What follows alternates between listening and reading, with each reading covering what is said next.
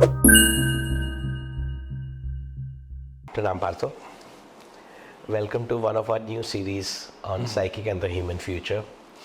It's a very intriguing topic, and some of our audience who are not familiar with this concept of what is a psychic and how does it impact and what role it has to play in the human future. May I request you to please start by explaining Psychic and the Human Future, which is, I believe, one of the books you are writing as well. That's the book that I'm at present working on. Yeah. So I will not go into detailed yogic explanation of the word psychic. I use the word psychic in the Aurobindian sense, in the sense Sri Aurobindo used it. So it's a very specific Aurobindian word, not the way we use psychic in the English language. Psychic is one who gets into your head, or abnormal stuff of sort, supernatural and abnormal stuff, and reading minds and tarot cards, stuff like that. Yeah. Psychic, in the sense Sri Aurobindo used it, is derived from the word psyche, Greek psyche, which really means the inner being. So the psychic is the inner or the inmost being, that in us which is most conscious. And most conscious of what? Most conscious of its origin, most conscious of its truth. We are dominantly, almost all of us are dominantly vital and mental beings. Vital beings driven by our emotions and passions. And mental beings driven by, conditioned and driven by our knowledge, our psychological conditionings, our belief systems, our values, all that. So, mental and vital beings. But there is behind the mental and the vital being what Sri Aurobindo called the psychic being, which is not conditioned like the mental and the vital beings, and is not driven by either intellectual thought or knowledge or by emotions, passions. The psychic being is in touch with its origin. The mind and the vital are not. So the mental and the vital being, in our mental and vital consciousness, we don't know who we are and where we come from and why we are the way we are. There's hardly any self-knowledge or self-awareness. Whereas the psychic being is self-aware. It knows its origin, it knows its truth of being. It is directly in touch with its origin. And Sri Aurobindo says this origin is what human beings call the divine, or God, or the Godhead. These terms that we variously use in almost all languages, all religions and languages. Well, I'm not saying that it's God or Godhead. I don't normally use words like that. The psychic being is that which is completely and constantly conscious of its divine origin. Divine here means that which exceeds, transcends the human. So if you have a good understanding of what makes us human, then you will also have an understanding of what is the divine. So that which exceeds the human, transcends the human, perfects the human, is the divine, and the divine is much more than all that, of course.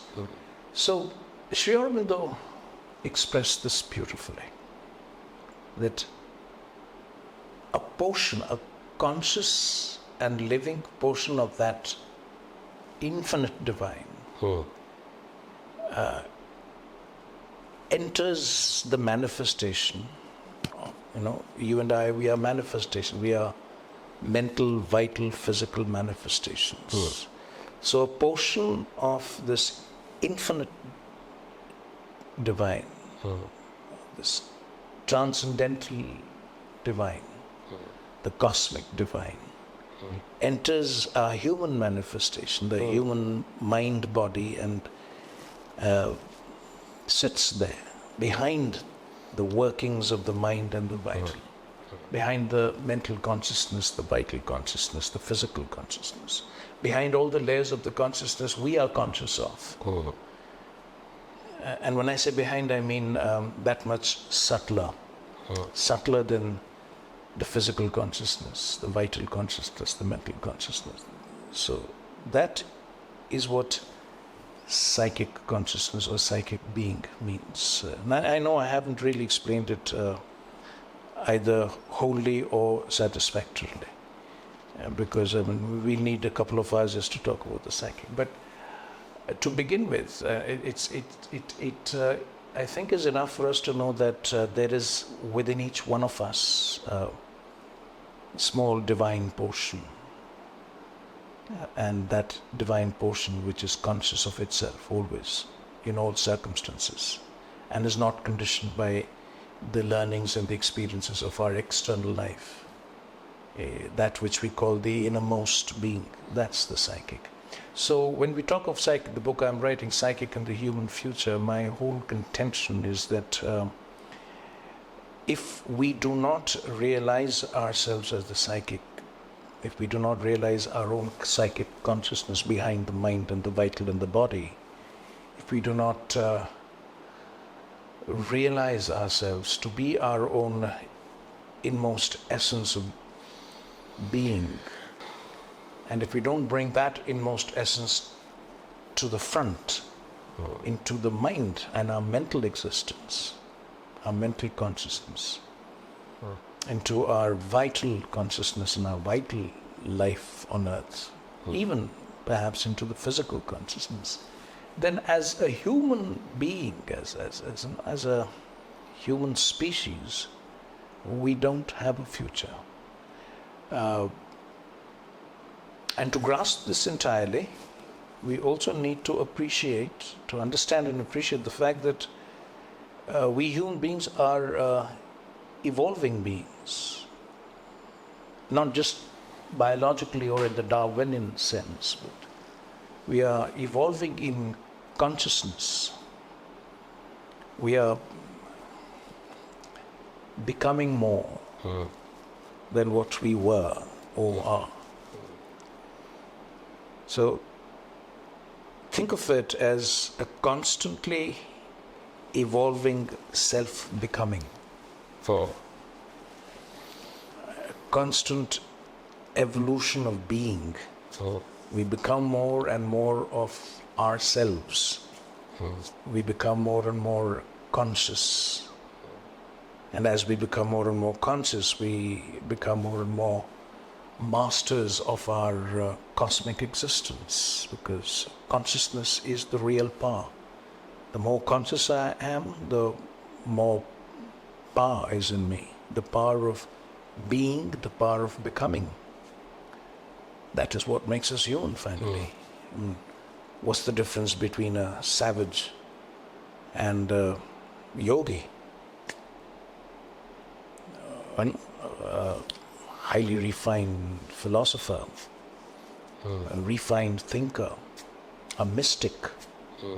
And then, of course, at the extreme end, the rishi, the yogi and the rishi. What's the difference? The difference is in consciousness only. The yogi or the rishi is almost infinitely more conscious than the savage. And if we look at the savage in the forest, and I'm not judging the savage here. I mean, the savage also has a beautiful existence, very close to the natural animal existence. He or she lives in perfect harmony with nature.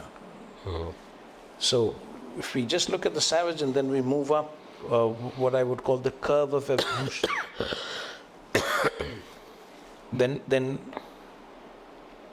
one can see how life itself is evolving.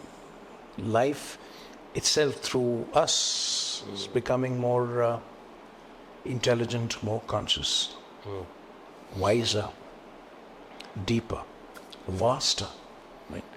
So that is the human future. If we can discover our own psychic existence, some people would call it the spiritual existence. And we are not going to go into details of why psychic at this point and not yet spiritual.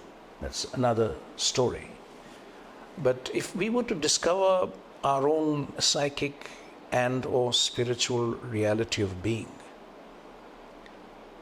if that becomes our central aspiration of existence, that which really drives us forward, then we are evolutionary beings. We are evolving towards more of ourselves. And that's the human future. So if we don't do this, if we don't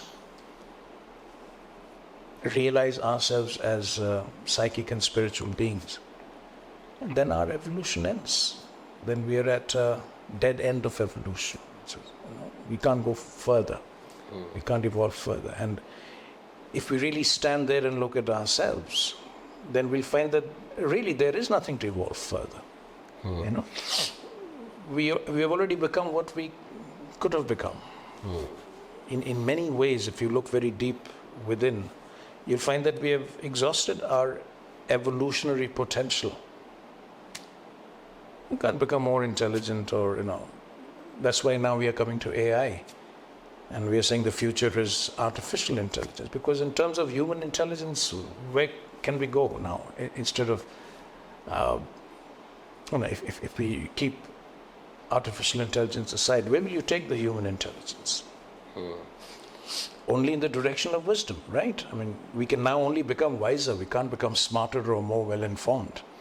Intelligence will now only become, now let me say it this way, human intelligence can only grow towards wisdom,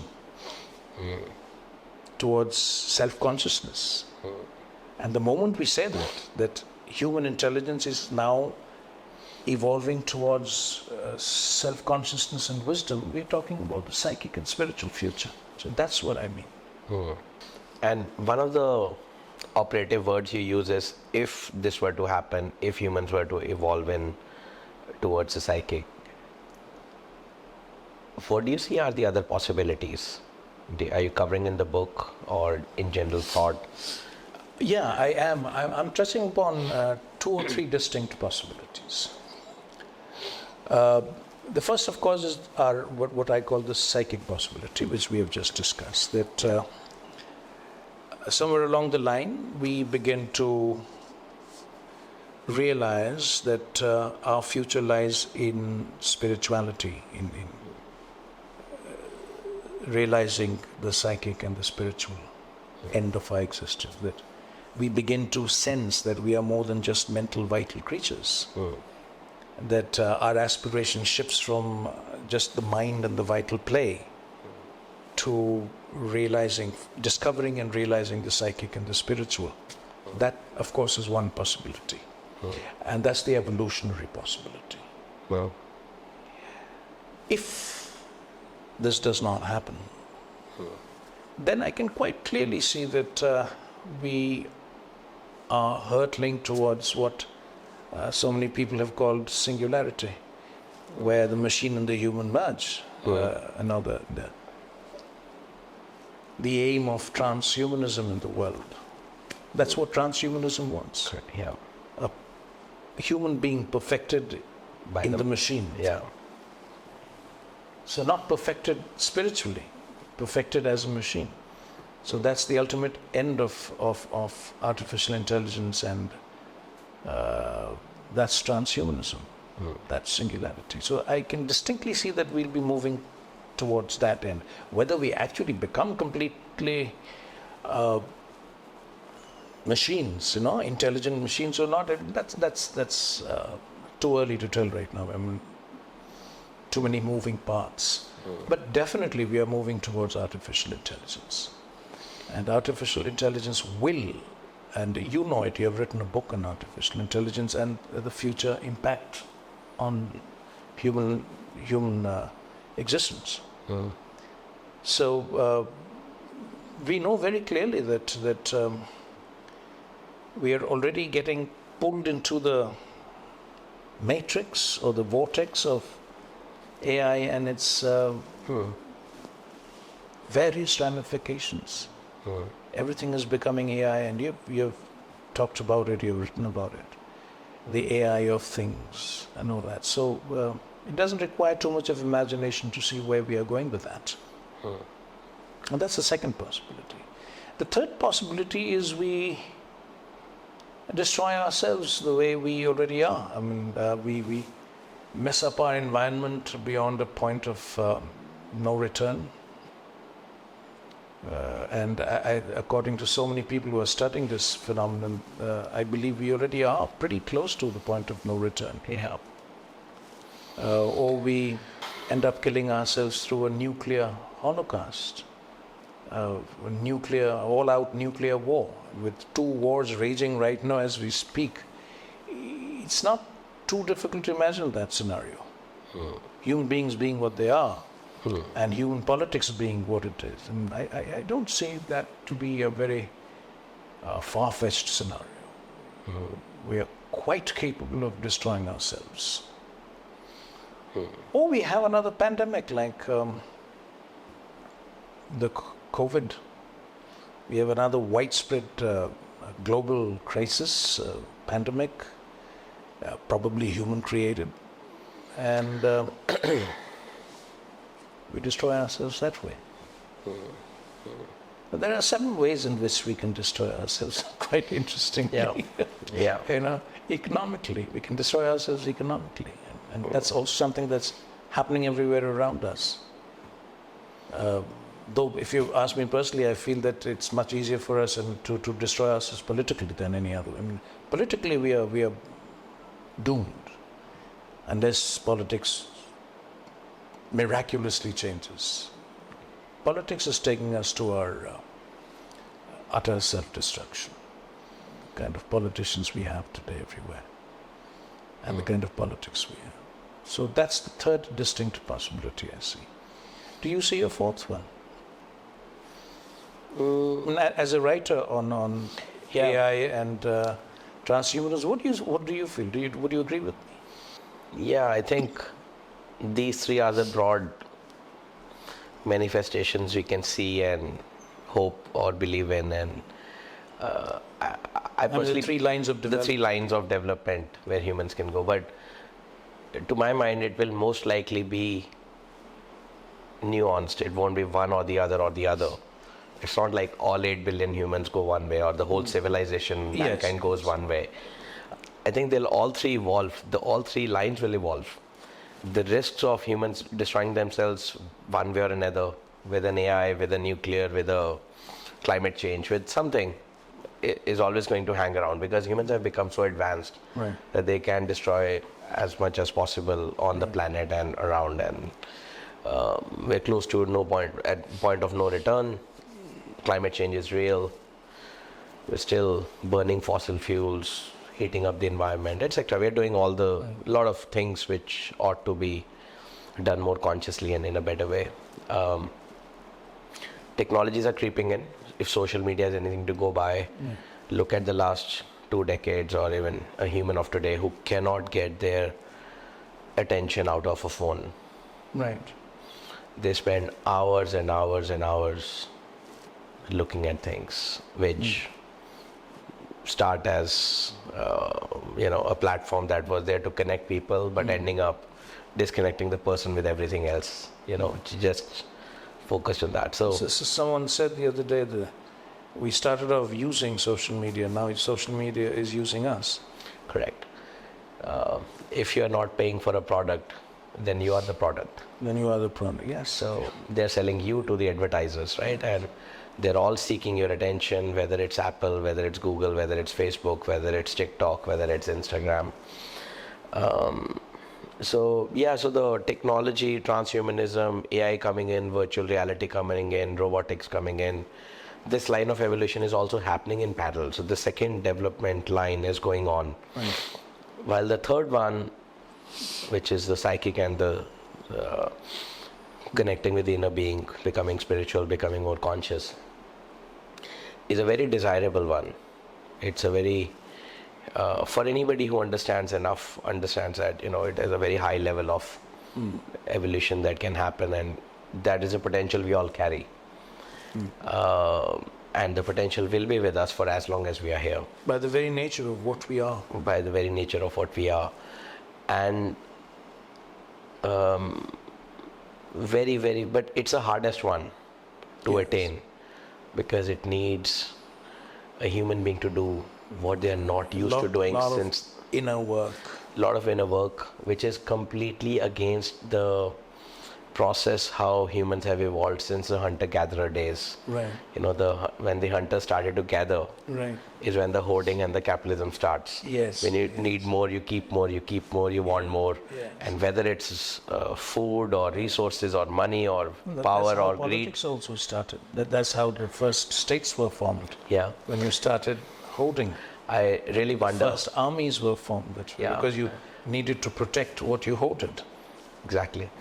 Then now the armies serve the money you print. Yes. Because Yes. there's no gold backing your US dollar. Right, right. There's the army backing it. Army right? backing it. Yes. I really wonder if the hunters did not become gatherers, What would have happened? could there have been a different tangential? Counterfactual history. Yeah, If, we'll never know. We remained hunters.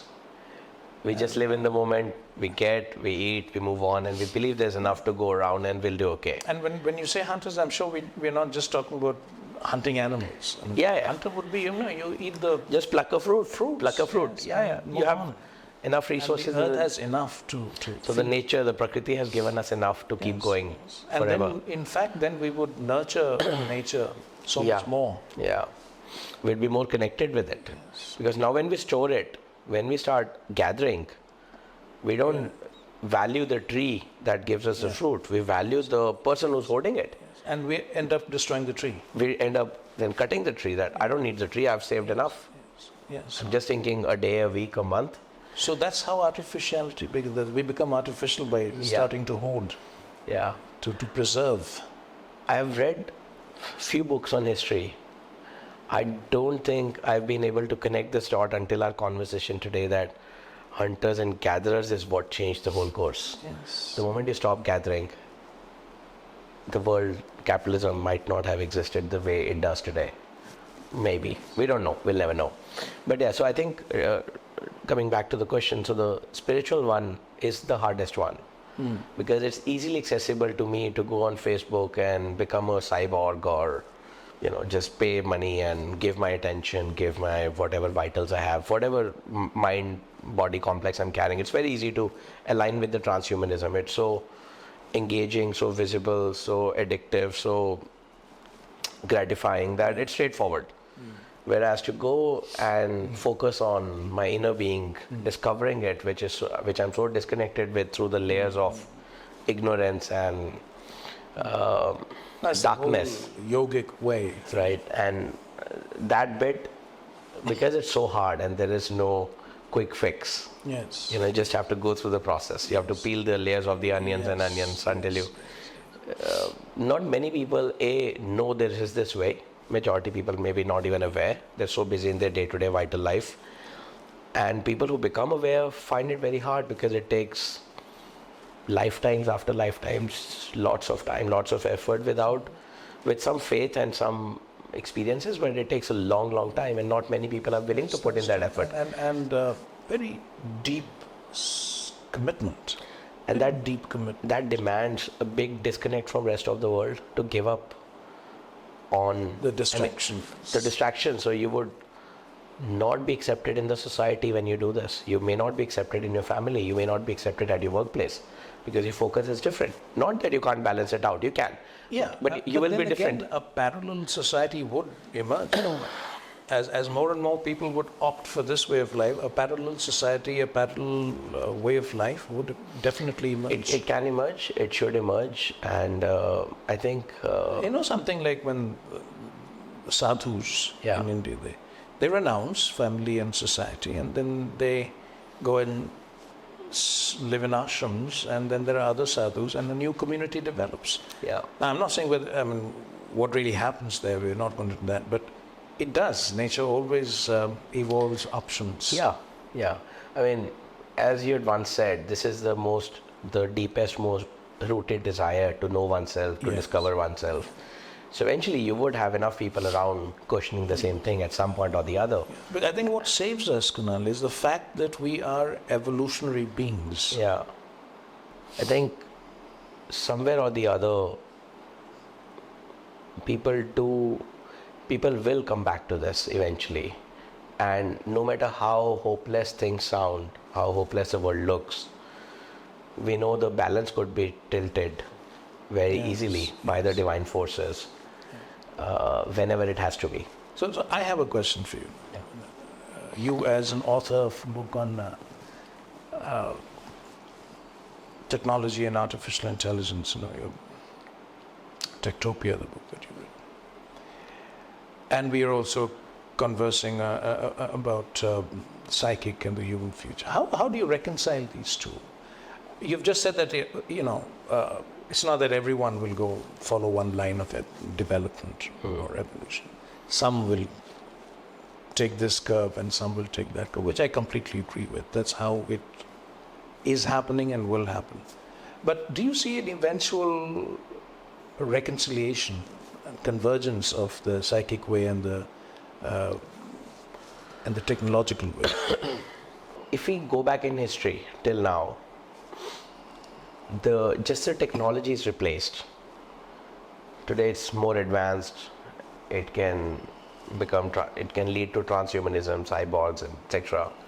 But some forces had always been in play in the past also, and there were still people who were happy living the day-to-day material life, vital life, so to say. The rajas, the kingdoms, the agriculture revolution, the industrial revolution, and while some were always becoming the sadhus, they were happy being alone at peace in samadhi and discovering themselves. So going by the past, both need not reconcile beyond a point. Okay, reconciliation is not needed. Not needed. It hasn't been needed so far. Both have done pretty okay. It's not that everyone will become a sadhu or everyone will become a cyborg. In the past, people have, since hunter-gatherers, have done very well in hunting and gathering, and some people have gone on the side and just become yogis and sadhus, monks. So number one, we are very being finite mind. Whatever comes to me is that both need not reconcile. Even the monk need not buy a Ferrari.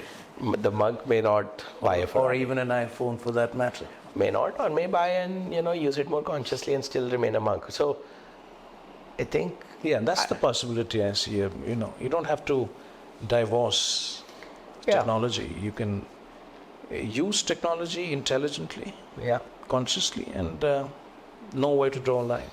Yeah, so need not be on social media, need not be there posting random pictures of food and where I am, need not be looking at notifications all the time.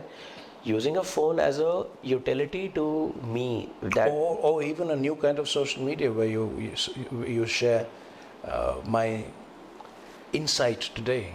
Yeah, insights into human nature, into my own self, a spiritual insight, a mystical insight, so a kind of a new paradigm. Sharing, yes. The only thing is, the challenge I see there, the risk I see there is, it's a very fine line between truly looking to share versus seeking validation from others that, look, hey, I've gone ahead of Partho. He only is at level 1, I'm at level 3. And I start faking it. And I start faking it until I make present danger. And also because there are so many who want to become the teachers, the messiahs, the babas and the gurus. And we are full of them. We see them full of, won't there be a natural sifting of these things? I mean, may not sooner or later, the true will stand out from the other kind.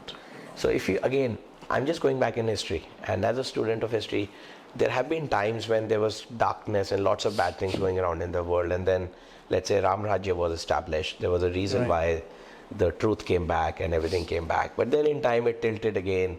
So this is like the oscillation of the pendulum. It'll keep swinging, keep swinging. Does it need to come at a point or stay at the right one high side or the other? I don't know. I truly think, I believe, from whatever little I understand, that they would continue, both the lines could continue separately. Very few in the psychic world would come and continue if you go back by history as well and look at how hard it is to get there. A lot of people would just continue the transhumanism way, while we all have a hanging sword of humans killing themselves off because the transhumans have taken up, third and possibility, and yes. there you could easily have an asteroid hit the world, the sun stops. Yeah, that of course. You know, a and natural that- calamity. natural calamities, and then the life would maybe rediscover itself, come back again with the smallest thing. And we've had extinctions, mass extinctions, like 5-6 times at least, as noted in history, as far as we can tell. Could happen once again. I mean, if we don't take it too seriously, it's another playoff for a few more thousands, hundreds of thousands of years, millions of years, which at cosmic scale is nothing. It's just that we take our 50, 100 years very seriously on the planet, but cosmic scale, thousands, millions of years might be just a moment In the blink of an eye. in some other gravity slippage world. That is true, yes. We'll keep these dialogues going, and we'll try to engage We with must, some yes. other We must, yes. like-minded people who have some views and thoughts I on would it. love to do that. Love to talk to other people, and several who would be asking similar questions, and and bring them here to this platform. And Sure. yes, we should be doing that. Sure. Looking forward to that. Sure. Thank you, Partho. See you soon. Thank you. Thank you.